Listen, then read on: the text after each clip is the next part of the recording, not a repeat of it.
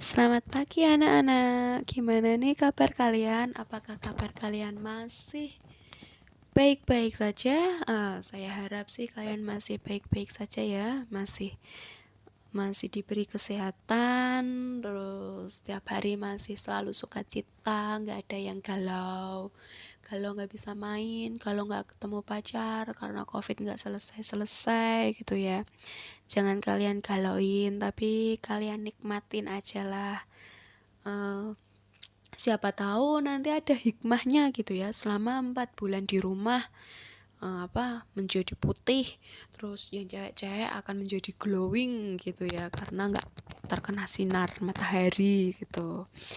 Nah, untuk semester ini sementara waktu kita masih melakukan pembelajaran secara online karena situasi di Salatiga masih dibilang gimana ya, belum memungkinkan ya, karena Salatiga masih termasuk zona merah. Jadi untuk pembelajaran tatap muka ini masih rawan banget untuk penularan COVID gitu ya. Kemarin kan kalian juga sudah sempat masuk sekali, tapi esoknya udah diliburkan, harus pembelajaran secara online gitu ya.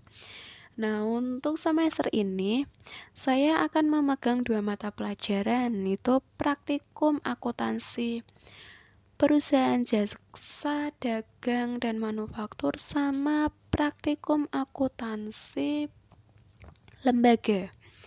Nah, saya harap di sini nanti kalian tidak bosen ya ketemu sama saya yang pembahasannya cuma jurnal, membuat jurnal, terus itu ya. Kita belajarnya santai aja, jangan terlalu sepaneng akuntansi, sepaneng angel, jangan kayak gitu. Nanti kalau ada yang nggak ditanyain, bisa tanya kepada saya pribadi. Kita belajarnya bareng-bareng gitu, oke? Untuk hari ini, saya mata pelajarannya ya. Mata pelajarannya praktikum akuntansi perusahaan jasa dagang dan manufaktur. Nah, untuk materi pertama kita nanti saya akan membahas tentang analisis sumber dokumen dan dokumen pendukung yang ada pada perusahaan jasa. Sebelum saya membahas analisisnya, maka saya akan membahas terlebih dahulu perusahaan jasa itu apa. Terus ciri-ciri perusahaan jasa itu yang gimana? Siklus di perusahaan jasa itu kayak apa? Dokumen apa aja sih yang ada di perusahaan jasa? Terus yang terakhir nanti posisi debit, kredit, saldo. Oke, mari kita mulai pembelajarannya. Kita belajar tentang pengertian perusahaan jasa terlebih dahulu. Nah, kalau kalian lihat pengertian perusahaan jasa di artikel atau di internet itu pasti banyak banget ya pengertiannya menurut para ahli. Tetapi di sini saya menyimpulkan atau mengambil mudahnya saja kalau perusahaan jasa di sini itu perusahaan yang menyalurkan jasanya atau memberikan jasanya kepada konsumen sehingga konsumen ini dapat menikmati jasa orang tersebut. Misalnya apa? Contoh nih, perusahaan jasa travel, terus salon, tukang becak, terus CS di bank, teller di bank, itu merupakan contoh perusahaan jasa. Tapi juga masih ada banyak contoh perusahaan jasa. Nah, perusahaan jasa di sini juga memiliki keuntungan. Keuntungannya apa? Keuntungannya itu untuk mempermudah dalam aktivitas produksi. Misal, Kalau kalian mau membuat pisang goreng, tetapi nggak ada jasa yang mau membuat, nggak ada orang yang membuatnya, kan nggak mungkin pisang goreng ini akan jadi secara otomatis. Tiba-tiba ngelupasin pisang, terus kita diemin nih, langsung jadi celing dari pisang goreng gitu kan nggak mungkin. Pastinya kan ada jasa membuatnya, seperti itu. Terus selanjutnya siklus akuntansi perusahaan jasa. Yang namanya siklus itu kan pasti berputar, ya kan, dari A ke B, B nanti balik ke A lagi. Jadi siklus ini jalannya akuntansi perusahaan jasa. Itu jalannya ada 3 tahapan. Yang pertama ada tahap pencatatan. Nah, tahap pencatatan ini itu kalau kita mendapat bukti transaksi nih. Kita mendapat bukti transaksi, lalu kita kelompokkan, habis itu kita catat. Nah, catatnya kita akan membuat yang namanya jurnal umum. Jurnal umum itu udah kalian pelajari di kelas 10. Pasti kalian sudah gak asing lagi cara pembuatan jurnal umum gitu kan ya. Tapi ingat, kita nyatatnya harus satu kelompok ya. Kalau penerimaan kas, kita membuatnya harus jurnal penerimaan kas. Kalau pengeluaran kas, ya kita membuat jurnalnya harus pengeluaran kas. Nggak mungkin kan? Kalau kita mendapat bukti transaksi pengeluaran kas, tapi kita catat di bukti transaksi pengeluaran kas, nanti hasilnya ini malah akan amburadul, sehingga nanti laporan keuangan yang dihasilkan itu tidak valid, bisa-bisa malah hasilnya rugi gitu. Terus pengiktisaran. Tahap pengiktisaran ini itu setelah kita mencatat, dibuat jurnal, maka kita membuat yang namanya neraca. Setelah kita membuat neraca, nanti kita posting ke dalam buku besar. Nah, di dalam buku besar nanti akan ada itu jurnal penyesuaian. Nah, setelah kita membuat jurnal penyesuaian, maka kita nanti akan membuat yang namanya kertas kerja lajur yang panjang banyak itu, yang kalian juga sudah pelajari di kelas 10. Setelah tahap pengiktisaran, akan ada tahap yang namanya tahap pelaporan. Nah, tahap pelaporan ini tahap akhirnya. Jadi di tahap pelaporan ini nanti akan menghasilkan laporan keuangan, sehingga laporan keuangan ini nanti dapat dianalisis apakah keuangan perusahaan pada periode ini tuh akan rugi atau akan untung, seperti itu. Jadi siklusnya ada 3, ada tahap pencatatan, pengiktisaran, sama tahap pelaporan. Nah, lalu ciri-ciri perusahaan jasa.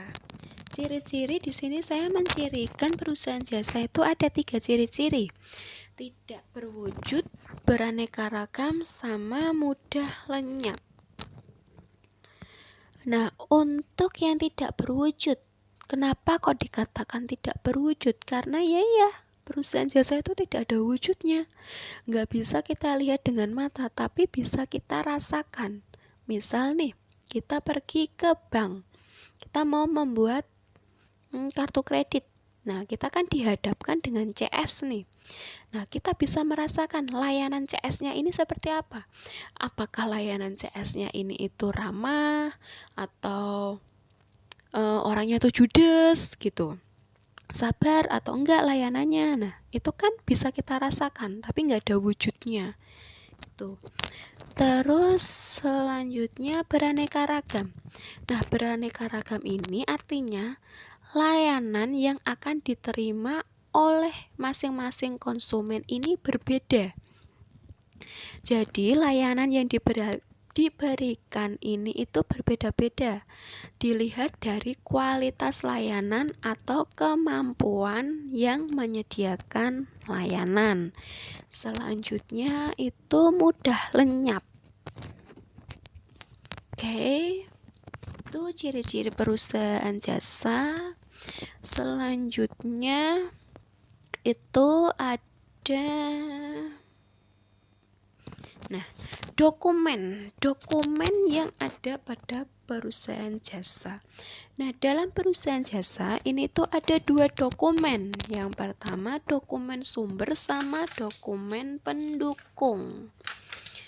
Oke, jadi untuk dokumen sumber sendiri itu dokumen yang dipakai sebagai besar pencatatan ke dalam jurnal atau buku pembantu. Jadi, dokumen yang dipakai sebagai besar pencatatan ke dalam jurnal atau buku pembantu. Contohnya apa?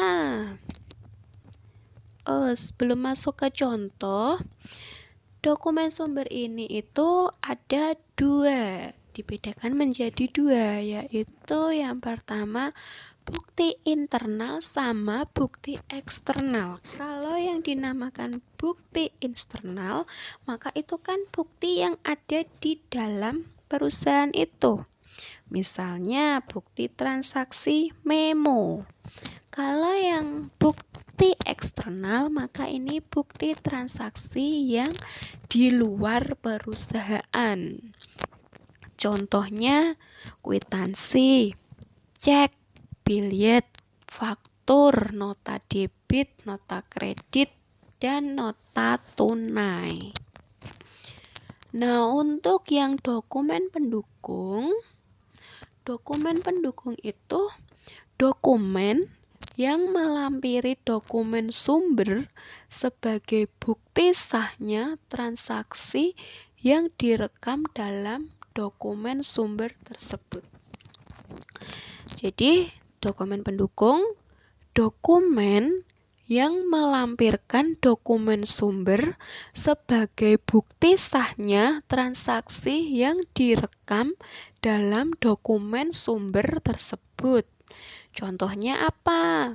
Contohnya akta pendirian perusahaan, upah atau gaji karyawan, bukti store bank, surat pemberitahuan, dan surat order. Setelah kita mempelajari dokumen, maka kita akan belajar tentang posisi debit kredit saldo. Nah, di situ saya mencatatkan ada akun aset, liabilitas, ekuitas, prive, pendapatan, dan beban. Nah, liabilitas itu sama dengan utang atau kewajiban. Kalau ekuitas itu sama dengan modal. Nah, itu juga udah ada penambahan, pengurangan, terus saldo akhir. Kalau debit kredit, maka saldonya itu di debit. Kalau kredit debit, saldonya di kredit. Kredit saldonya nanti di kredit. Debit nanti saldonya akan di debit. Nah, itu kalian pahami letak posisinya. Terus di sini aset ya. Aset itu ada aset tetap dan aset tidak tetap. Nah, itu pasti kalian sudah mengetahui kan aset tetap itu apa, aset tidak tetap itu apa.